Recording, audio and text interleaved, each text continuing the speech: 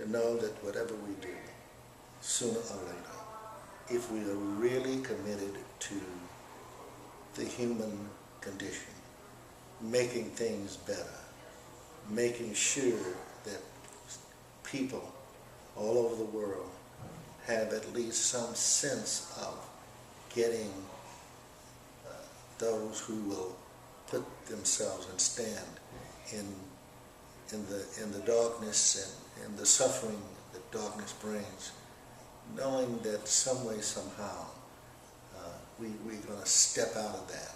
But we have to go through some stuff, always.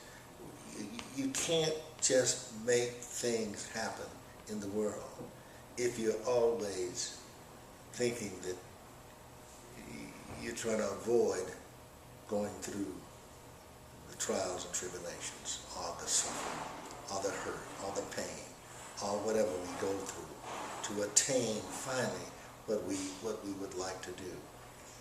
I often feel like that it's better to understand that my position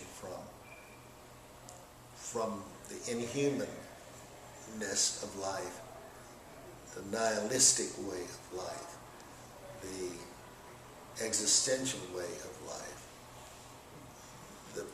the conditions of how difficult we can make life and be made difficult as we relate to our brothers and sisters. And so my condition is to always finally and ultimately come out of the darkness, as King would say, into the light. And so it's so good to know that there's that ambivalence, that dichotomy that exists between those who are ready to take on the world and those who are running from the world. I've always said that silence is death.